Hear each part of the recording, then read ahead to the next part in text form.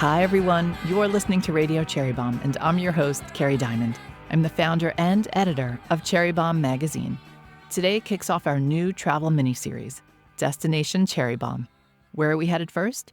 We are going to Las Vegas. Each Wednesday this month, I'll be celebrating bright lights on the Vegas culinary scene.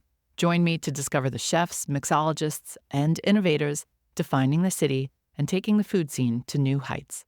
If you're doing a Las Vegas miniseries, you absolutely have to start with Susan Feniger and Mary Sue Milliken. These trailblazing chefs were the first women to open a restaurant on the famous Las Vegas Strip when their Border Grill debuted at Mandalay Bay in 1995. A lot has happened for them in the 29 years since, including the launch of their BBQ Mexicana in Vegas, lots of philanthropic work, and even a documentary about Susan's life. Susan and Mary Sue have been professional partners for more than 40 years. So they also talk about the work it takes to have a healthy, decades-long relationship. I love these two so much. Stay tuned for my chat with Susan Feniger and Mary Sue Milliken. This special Destination Cherry Bombe series is presented by Las Vegas. I visited Vegas last month and had the best time. I'd been watching all this amazing Las Vegas activity from afar and having lots of FOMO. New resorts, the Sphere, all the great residencies, and most interesting to me, all the new restaurants and incredible female talent. From chefs to restaurateurs to mixologists and pastry chefs. The city has become such a culinary destination that the 2024 World's 50 Best Restaurants Awards is taking place there today. Las Vegas is packed with an amazing array of restaurants, and you can find the best of the best from around the world right in this one city. Truly, no matter what you're looking for, from omakase to steakhouses, dinner and a show, lively poolside cafes, or fab food halls, Las Vegas is fully focused on hospitality and making you and your taste buds happy. Plus, whatever your food and drink preferences are, there's something for you. Zero proof, vegan options, gluten-free, it's all there. If you're like me and plan your trips around food, then put Las Vegas on your must-visit list. Learn more and plan your trip at visitlasvegas.com/culinary. This is fun news. We will be hosting an event in Las Vegas this month. So be sure to keep an eye on our Instagram or sign up for our newsletter at cherrybombe.com and be the first to know. I can't wait to come back to the city. If you have any recos for me, DM me on Instagram at Kerry Bombe. Now, let's check in with today's guests. Mary Sue, Susan, welcome to Radio Cherry Bombe. We're excited to be here. You two have been professional partners for 40 plus years. Before we talk about Las Vegas or Border Grill or anything else, you have to tell me how you've done it. What is the secret? You're both laughing. Well, Susan usually says therapy. yeah, I mean, I think certainly for many, many years in the beginning, we were both in individual therapy. Personally, in my life, I would never be with anyone that hadn't been in therapy at some point in their lives. Because I think it just helps you to have your own perspective and to sort of look at your part in stuff. And it's helped us. I think it's helped us just to be able to navigate, two strong personalities for that many years in a field that can be very ego-driven. Just having a baseline kind of respect for each other and trust in each other is imperative. If you don't have that, no matter how much therapy you're going to have, you're not going to be able to get through the valleys. The hills are fine. I always say it's really fun to have a partner when you're in the deepest depths of failure, because then you have someone to make you feel less alone and to share the pain with. When things are doing great and you're flying high and you're making tons of money, that's when you're thinking like, do I really need a partner? Yeah. Like Mary Sue said, I think it's the trust. And so that's, I think, not that you can't disagree. Certainly we've disagreed a ton over the years. And part of that is our strength, is that we bring very different perspectives to the business. But we also, I think, understand the importance of give and take. So if one of us feels very strongly about something and the other one feels strong but not as, you let it go. And I think we've understood over the years is that's really critical to be able to feel like you can work together and continue to work together.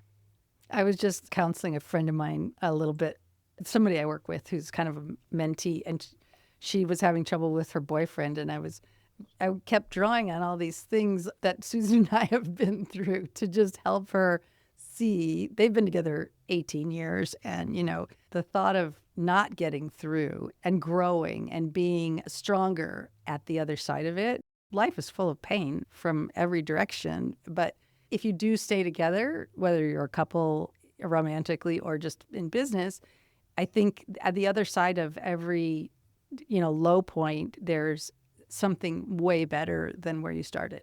Liz said when her and I first got together, she realized very quickly that she was going to be the second wife, that there was a work wife and then this was a personal wife. Do you two call each other work wives, or do you hate that term? No. I don't mind it. I don't mind it either, but I don't ever think of it as I that. think we predate that term. It's hard enough even for Liz and I to call each other wife. It's such a, interesting term, what that means. I mean, if you get Liz on the roll about what that means in our society, what does wife mean? Then it's like down a whole different direction. That's a whole other episode of this podcast. How is Liz, by the way? She's great. Whatever you call her, she's fabulous. Yes. Wife. 29 partner. years. So 29 nothing years. like Mary Sue and I. Honestly, you two should write a book about all these long-term relationships, because you have another long-term relationship with the Border Grill at Mandalay Bay, which you opened in 1999. So happy 25th anniversary. That is amazing. Isn't that? We've had such an incredible run here. I have to say, when we first came out to Vegas, I think the only sort of known or more known chef was Wolf, having, Spago here. And when we were looking, first we looked at the Venetian and then we came over to Mandalay Bay, and people were like, oh my gosh, like the labor force here and how are you going to do it? And it's turned out to be the opposite. We have the most incredible labor force here, people that are very serious about the hospitality business. And it's really been an amazing ride being here. Most restaurants do not last 25 years, not even half that. Right. What is it about you two? We're very loyal. And stubborn. And maybe sometimes stupid. Without a doubt. I mean, Border Grill Downtown was there for 24 years. Right. Border Grill Santa Monica was there 27 years. This one's going to definitely outlast both of those. Yeah. We still have 8 years on our lease, and we're already 25 years. How long was City, though? City was less. City was... Yeah. Well, City, from City Cafe to the end, was about 14 years. Yeah. We just approach this as forever. Like, we're going to have this restaurant forever. So every decision we make is about making sure that every guest feels like, boy, I'm never coming back to Vegas without going to Border Grill because I love it there. That's the reaction we want from every guest. And and I think that initially that was our sort of philosophy, which is Border Grill Las Vegas is a locals restaurant, whatever that means. It's local. Yes, we want the people who live here to come, but it's for the people that come once a year, that they come every time they come back to Border Grill. If they come 3 times a year, that they come to Border Grill. So that's the sort of philosophy I think our team has with the customers, which is like they're going to be back. So make sure they want to come back here. When you opened Border Grill, you were the first women to have a restaurant on the Strip, as Las Vegas's main thoroughfare is known.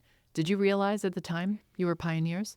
not really. No. Bon Appetit used to do Uncorked here every year, and we would always have a group photo. It became like more and more clear as the years rolled on that there's never any women here except for me and Susan. We're the only women here. You would see the photograph that took it. It was all men in white jackets and then Mary Sue and I in color jackets. It was crazy. We stood out for sure. Tell me how it all started, because you were so firmly ensconced in L.A. LA. What drew you to Las Vegas? We got approached, and I was more ready to jump in. I came out, and As she always is. I mean, that's probably true. It's like, okay, let's do it. You know, it's something new. Let's do it, you know, before we even think it through. But I came out here and met a lawyer that has lived out here forever and went with him to the Venetian. And I think at that time met Rob Goldstein, who was the president. It was the Sands Hotel, and it was going to become the Venetian. Then we decided against it, but then we came to Mandalay Bay, and it hadn't been built yet. It hadn't been built yet. No. So you really rolled the dice. Yeah. Hadn't been built. Pun intended. And interestingly enough, we really got the worst location in that hotel, for sure. Yeah. Without a doubt. Everybody would say, even the guys who gave us the worst location. And would say, we were interested in it because we want to have, a location where there's outside dining out by the pool. And the one location that was ours, the crappiest location. it was a struggle because and when Susan's dad came to see the restaurant, he was like, how the hell long do I have to walk to get there? It was the middle of summer. And he was, he used to come out to Vegas all the time, like the old strip. And he was like walking. He goes, don't they have, a people mover to bring you down here? So we were basically all the way through the casino and through the entire shopping area. And at the very end, well, luckily... There was no convention center yet, really, to speak of. And the Shark Tank wasn't open. Yeah. We were lucky enough to survive and like double down for year 2 and start to turn a profit. But then they started opening a whole nother end. So we have now basically a sea of people who walk past Border Grill all the time. Now we also have a huge audience of regulars who always want to come to Border Grill because we really concentrate on the service. I think having great food is wonderful. People really want to feel like they're noticed and have fun and taken care of. And it was, I think we wanted to have a place that was fun, that wasn't crazy expensive, that was casual, that there was that energy, that this was a fun place to go. And really in the beginning, and still now, and during the summertime and when the pool's open, we have people that are out there in their bathing suits and hanging out. The culinary scene's amazing today. What was it like back then? Well, there was Wolfgang with Spago. And were you pals with Wolfgang from L.A.? Yeah, I worked for Wolf back in 70. After Mary Sue and I met in Chicago at Le Perroquet, I moved out and started at Ma Maison, and Wolf was the chef there before he opened Spago. And Wolf and Tom Kaplan, his CEO, were very sweet and helpful. They're always great. We call them up with questions, and we've got a lot of friends in the restaurant business that we can lean on for tips and pointers and best practices. But back then, they were the only people that we knew, like really knew that were here. There weren't any other sort of now what's called celebrity chefs that were here that we knew. How did the Mandalay Bay team convince you? If it hadn't even been built yet, why did you take a chance on that? It was really Susan and this wonderful lawyer who they just sort of had a little crush on each other. And I think he helped us get an investor. We raised $2.6 million and gave our partners 49%. Mandalay Bay wasn't our partner. They were just our landlord. So that was something also we were pretty adamant about. We wanted to open the restaurant and own it. We didn't want to just have it be a management deal. And in hindsight, I'm sure they thought, well, of course we'll take anybody who'll take that crap location. Even the very first president of Mandalay Bay, he was great. And we had a great relationship with them.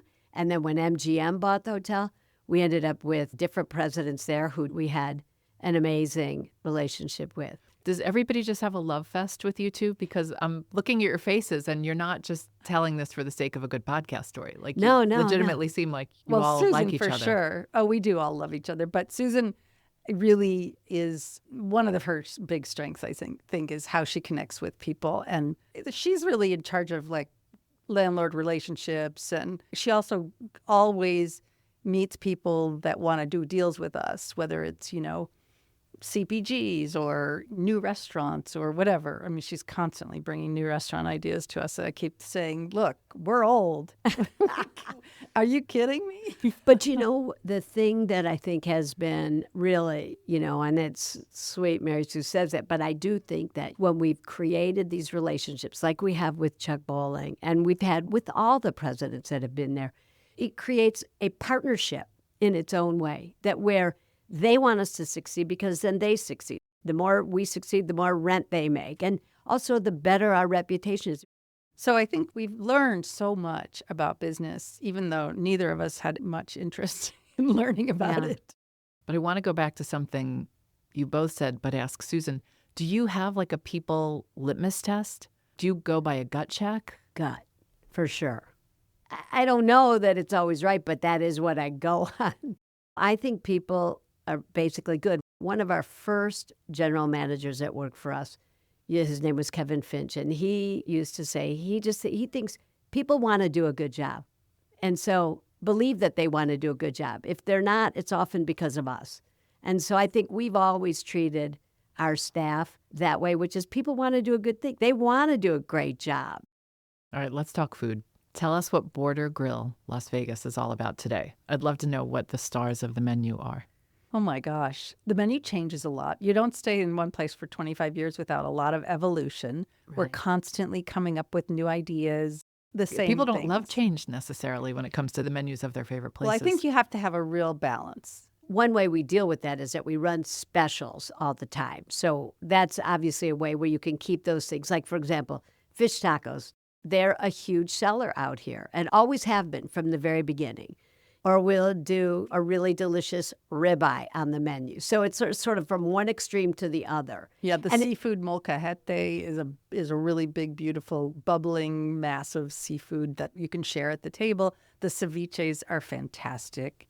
I love them. Yeah. Of course, all of our tacos sell. We do a churros ice cream sandwich. We make a homemade churro dough, with dulce de leche and homemade ice creams. And it's interesting out here in Vegas because people that are coming to visit, they come to celebrate, to drink, to eat. And so it makes it really fun for our team because of that, because people are here to really just sort of splurge and have a great time. One of the things we've seen is the vegetarian options don't sell as much here as they do in LA, which makes sense, I guess. Although so many of the people that visit here are from LA, but that has been something I've been sort of surprised with. It doesn't sell as much. I would say the menu at Border Grill, though, has always been really plant forward, very, very vegetable focused. When we first opened our first Border Grill in 1985 on Melrose, we would look at we'd look at our produce bills from City Restaurant and Border Grill, and we were shocked at how much more we were spending on vegetables. Because in Mexico, all the trips we've taken down there to do research and to eat, and we were drawn to vegetarian food anyway, but we like to make vegetarian food that hardcore carnivores can't resist. That's the challenge for chefs, and chefs should be able to meet. Right, and we're constantly saying to our chefs that it doesn't matter if it's a vegan dish, a vegetarian dish, it just has to be a dish that jumps off the page that people order. They're not thinking, is it veggie, is it vegan? I mean, for example, one dish that has stayed on the menu is our plantain empanadas. Now, those have been on the menu for like 44 years. Since 1985. They have been on the menu forever. But again, they're on the menu here. They sell like the green corn tamale, same kind of thing. They're hard to take off the menu because people have just fallen in love with them. And when they come back, they want to do it. But on the other hand, our ceviches change all the time. Or we do like a tiradito on the menu. And what's a tiradito? So it's fish that's been thinly sliced, and then it's marinated. It's more about the fish than it is like with the ceviche. Maybe it's 50% fish, 50% garnish. The tiradito is usually like just thinly sliced, marinate to order, so it really marinates very quickly. And it is. It's just like a crudo, only it's from the Latin kitchen. What's your go-to order? Definitely ceviche. That's like my favorite thing. It's always fresh. I love our Baja ceviche, which we actually created after we went to Baja with a bunch of our chefs. And we were right on the ocean, and these fishermen came back and they were just chopping up the fish and throwing in lots of cilantro and chilies and a little bit of tomato. And we added cucumbers. I do love to have a balance. I crave vegetables. When we were on our book tour in '86 for City Restaurant, our city cuisine, our cookbook, our first cookbook, I remember being on the East Coast, like in Boston and New York and Washington, D.C. and St. Susan. My God, you order a dinner and you get like this hunk of meat in 5 pea pods. Yeah, that Where was are amazing. the vegetables? Well, because at City, we had a vegetarian plate that was like so fabulous and a huge seller. And, we did a ton of vegetarian stuff. I mean, if you ask me, I still would love having guacamole, chips, and salsa, and a quesadilla. Sitting there in your bathing suit? Yeah, exactly. You have a second concept now called BBQ Mexicana. There's one in Mandalay Bay and one in Southwest Las Vegas that's a drive-through? It's quick casual. You can go in, you can sit down. There's like 10 tables. Or you can drive through. You can call in, drive through, pick up. And it's at the Raiders Stadium and at T-Mobile and at the baseball stadium. There are a lot of stadiums here. Yeah, we like that. We're in all of them. How'd that happen? Susan. But seriously, for all the, entrepreneurs out there and folks who have restaurants and Yeah. are looking to grow their restaurant businesses and Yeah. bring in extra revenue, how'd you do that? We go after it. You do? We do. I think it started when we had a deal with HMS Host at the the airport at LA. LAX. And we also met with a bunch of other those type of companies, like, there's Arias and SSP and just a bunch of them, Levy. And then when we got to know all those guys, then, Susan kept in touch with them dutifully.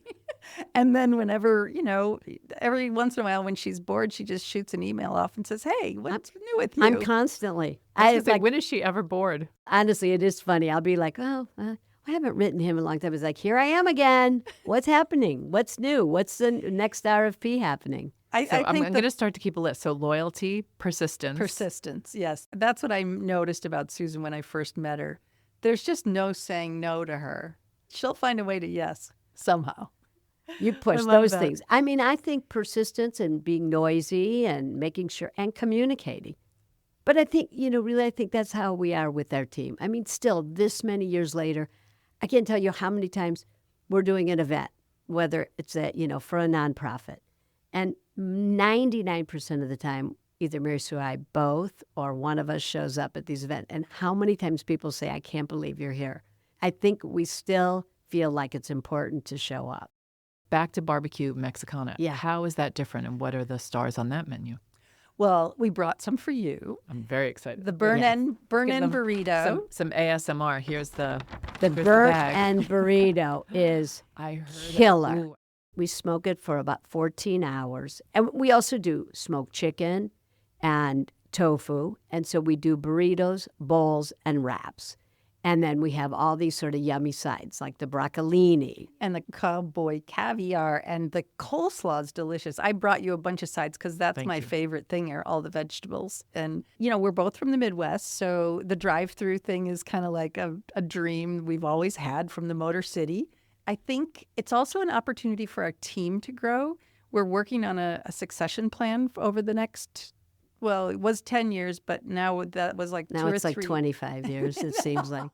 I think the BBQ Mexicana is a way in which they're all excited about. And it will be their vehicle to grow, to build their own nest egg. Because for us, really, we are old. It's true. Are you thinking of switching to employee ownership? Well, We don't not know. an ESOP, but we are. Okay. We're Well, working we- on a plan that we have, with our CEO and a bunch of our very top employees who've been with us for a very long time, a way for them to have ownership and then to grow it. And we invested in the first one, but it's going to be their vehicle, this BBQ Mexicana, and to grow it. This is our first standalone without the river of people coming by in a stadium or at Mandalay Bay. So this is, a proof of concept, really. That's amazing. Thank you for Yeah. talking about this because not enough people talk about things like this. Well, it's exit very- strategy's hard. Yeah, it's And there's no role models out there.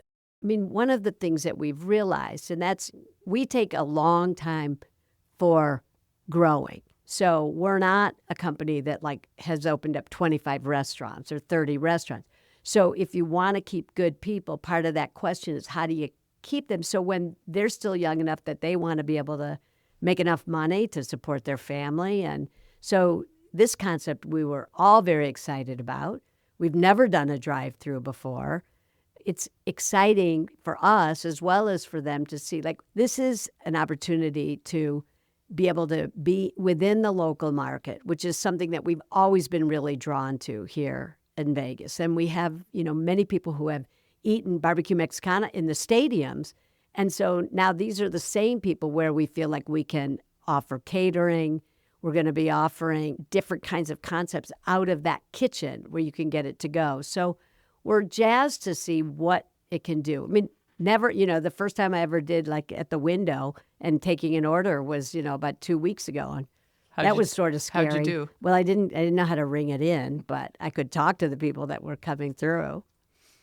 I would have loved to have seen that. And the cool thing about this, at least in Vegas, you're allowed to have a beer and wine license and one spirit. So we'll be offering margaritas. We're just waiting to get the final on it. So we'll be offering, You can do mango, passion fruit, straightforward margaritas. It's for dine-in, yeah. Yeah. And which actually, which is great. Susan's obsessed with my son's artwork. So Susan's like, put some of Kira's artwork in BBQ Mexicanas. So there's a little dining room where you can get a margarita or beer or wine and sit down and eat. And it has those really nice wooden tables and chairs. It has this crazy way of feeling like a really nice place you'd go and have fun and sit down. But it also has the drive-through component. Yeah. And at nighttime, I think when you can come and have a drink and be able to have dinner there, and there's a kids menu there, which is really great and really accessible. Then we have a whole catering menu there. So you could get, for many of the offices that are in that area, you can do a whole catering menu and have it be delivered or have it pick up. It could be 12 tacos or 12 burritos or just a whole sort of setup that someone could take home for a party for July 4th. You have every base covered.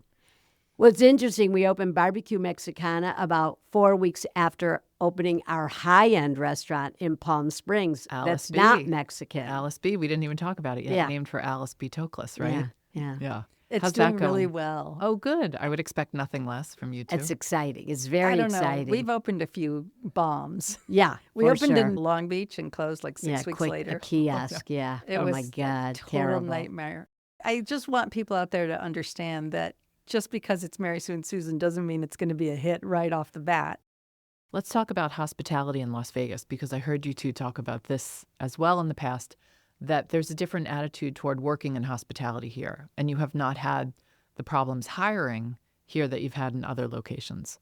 What is it about Vegas? The labor force, I think, Vegas, even the casinos, it's about food service, it's about hospitality, it's about people coming into the hotel business.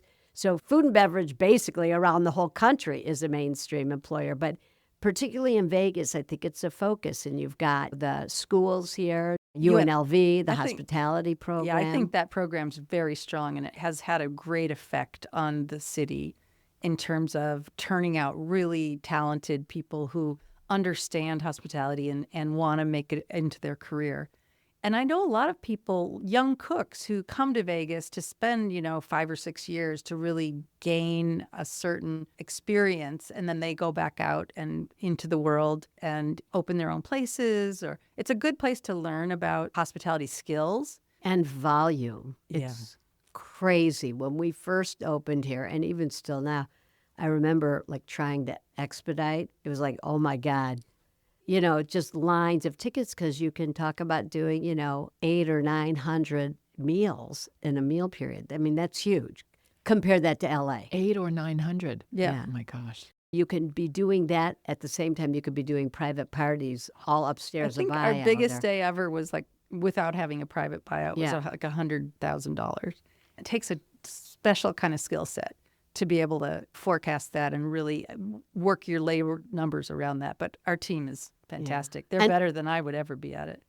And I think we've always been we've always had every month where we look at P&Ls and really focus on what are labor costs, what are food costs, how do you adjust with that? How do you really watch? How do you focus when you're going up and down in sales? And I think another thing for listeners that it's so important, I keep forgetting about it, but because we've been doing it for so long, this open bookkeeping, we share our P&L with all the employees. So they see every month, all the salaried employees. But it's basically, a way to really get everybody on the team thinking about the decisions they make and seeing. And sometimes there's restaurants that are losing money, and you show that to your employees week after week, month after month, and they get a little bit dejected, or they start to see oh my God, are we going to stay in business? But they don't usually leave. Well, we had restaurants that lost money for 5 years in a row. You two need to do a master class or something. Have they come to you two about a restaurant business master class? It's been such an interesting career. Mary Sue and I have talked about this and been interviewed about it.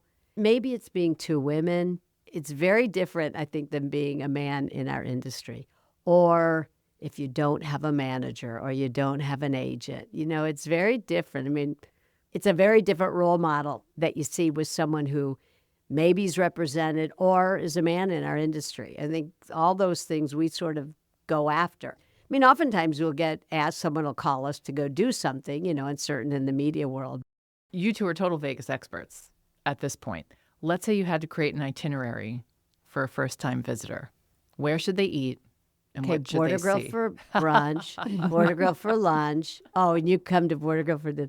You know, it's interesting because when I come in, I go to the restaurant and that's about it. I don't go out to eat at all. But I think, I would go to Lotus of Siam. Yeah, Lotus of Siam. I've Classic. known Bill and Dang, the owner, since, I think like 35 years, and I love them. And their two daughters who are taking over for them the legacy of this fantastic Thai food, the best. And then, I don't know, I've been wanting to go and I haven't done it yet, but I love Roy Choi.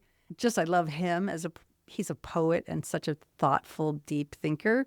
I just want to try his restaurant, Best Friend. I haven't done it yet. I did that. Oh, you did? Yeah, but a while ago. Okay. You're a little late to the game here, Mel. I only like to eat Asian food when I go out. Wait, is Mill her nickname? Yeah, What's your nickname? Fen. yeah. Mill and Fen. I love it. And what should people see? What's a fun sight to see or concert or? I have to say, that is the one thing that I have, seen all this, not all the Cirque shows, but many Cirque shows.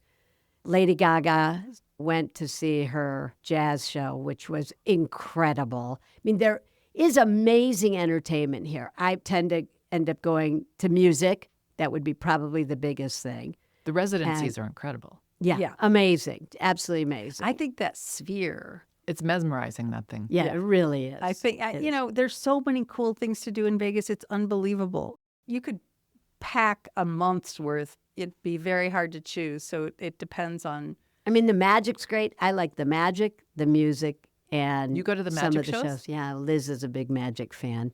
Speaking of Liz, what's going on with your documentary? Well, Forked. yeah, I don't know. I'm so glad because we've finished going to festivals. You hit all which the we've festivals. hit a lot of them. It's great. Right now, Kaleidoscope picked it up internationally, which is very Congratulations. exciting. They took it with them to Cannes. Who knows what that will mean, but there. I want to And- see you on the steps at the Cannes Film Yeah, Festival. wouldn't that be fun? What would you wear? I don't know. I worked in La Napoule at L'Oasis for a year back when Mary. there's a whole France moment. Yeah, and Mary there, Sue and too. I worked in France at the exact same time. Her in Paris, me in the south of France. And remember when we went to Cannes with Yeah. Bon Appetit? We Yeah. had such a blast. We were in the American booth, and we did the food for that booth one year. Very fun because I went back to see La Napoule. I had the best time at La Napoule. So you two worked in Chicago, met in Chicago, then you went your separate ways and each went to France. I came to LA, she stayed in Chicago, and then we both ended up in France within like 2 weeks of each other. Her in Paris, me in the south. Not deliberately. No. No, not planned It's ahead, crazy. but then we realized that we were both going to be there, and we started to be pen pals, Yeah. south to north, and talk every week. And I would be like, oh, God, this is so hard. Parisians hate me. And And I was in, La Napoule's a tiny village, and all the boys in my kit, there were like 20, 18-year-old boys in my kitchen and Did you speak French? from high school. No. But it is interesting. My French is still probably better in terms of conjugation and understanding than my Spanish. How did you two then wind up in Los Angeles? Well, one night when we were both still there in France, in Paris, after a couple bottles of wine, downpour of rain and a rainbow, we decided we'd open up a restaurant together. It's true. She's not even making that up. It sounds like some sort of a movie, but we didn't have any money. I had to loan her She had money loaned me to to get get home. And she went straight back to Ma Maison. Ma Maison. And Wolf I, had just opened Spago, so he had left, and I went back to Ma Maison for not long. no, like 6 months. And then Yeah. she called me. I got a job working for the fourth wealthiest man in the United States at the time, W. Clement Stone, as his personal chef. And it was a complete disaster. I moved in and there were like 28 bottles of Heinz chili sauce in the pantry. And I thought, oh, someone must have made a mistake and ordered, a case when they meant a bottle. And then like within a month, it was all gone. Like didn't matter what I cooked, just chili sauce on top. Because Mary Sue was recovering from a back injury that had happened in Paris. And so when I came back out to LA, I went back at Ma Maison and then opened up with the people who owned LAI Works, the little tiny cafe right next door to them, which was called City Cafe, and convinced Milliken to come out. It didn't take much. I was like, Yeah. I don't want to see another bottle of Heinz chili sauce. I'm on the next plane. I moved out of my little apartment so she could move in, and I moved in with my girlfriend. Talk about persistence. And when did you two fall in love with Mexico? It was about 5 years later. We'd been working at the little city cafe, 900 square feet, 8 tables, and a little 11-seat bar. And And 2 hibachis in the parking lot out back, right? Until No stove. Until we put the stove in, which was, pretty I quick. said, I'm not moving out there if you don't buy a stove. She did anyways. And then we put a stove in. But then after operating for those 4 or 5 years, we scraped together $660,000 from friends and family, like 38 different investors, including my mom, $5,000, and My her dad. dad, $50,000. Yeah. That's a lot of people to have on your cap table. Yeah. And then we and that's when we decided to open up City Restaurant, which was like 5 blocks away.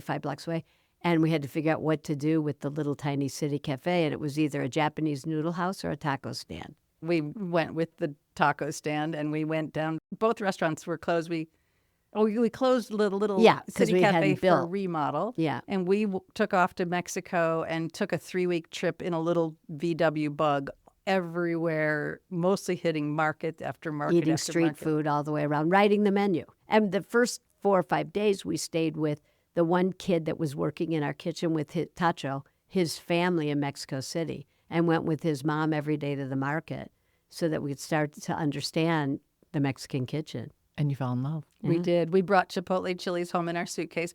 We went to the produce market downtown with our produce guys, who actually we still buy from the same produce company, because Wolfgang Puck had to call them and say, I think you should deliver to these girls. Yeah, because we had one double-door refrigerator, so we would order like 2 cucumbers, 3 peppers, and they wouldn't deliver every day to us. This was LA's specialty at the time. And Wolf said, those you have girls to. are going to be something someday.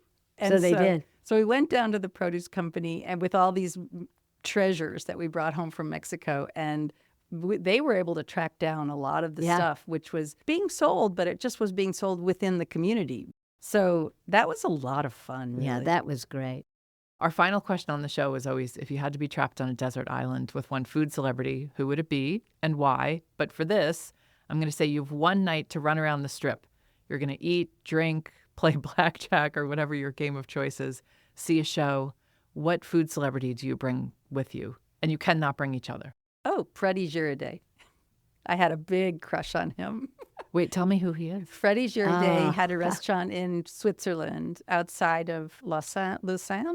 Or I can't remember, was it? Jovan took me there, the owner of Le Perroquet took me there, and I just literally had the worst crush. Freddie was gorgeous, and the food was incredible. And I was, 19 or 20, and I just have always thought about him. Well, mine is someone who nobody knows. Well, are they a food celebrity then? Well, they're in my mind. His name's Alan Wagner. He lives in India, and he's a chef. And the first trip I ever took to India was working with him in the kitchen of an ashram, and completely changed, I think, my interest in food. From all of our training, all my training had been in French kitchens. And once I started to explore the Indian kitchen and spices and that world, it completely changed, I think, where my interests were in food. You two are incredible. Thank you for just everything you two have done. You're such Vegas trailblazers, and I can't thank you enough. Thank you, Kerry. Thank you. What We a do pleasure. love Vegas, I have to say. That's it for today's show. I would love for you to subscribe to Radio Cherry Bombe on Apple Podcasts or Spotify and leave a rating and a review. Thank you again to Las Vegas for supporting our show. Learn more about Las Vegas and plan your trip at visitlasvegas.com/culinary. You can find the link in our show notes. Our theme song is by the band Tra La La. Our producers are Catherine Baker and Elizabeth Vogt. Our associate producer is Jenna Sadu. And our content operations manager is London Crenshaw. Special thanks to Sticky Paws Studios in Las Vegas and to CityVox in New York. Thanks for listening, everybody. You're the bomb.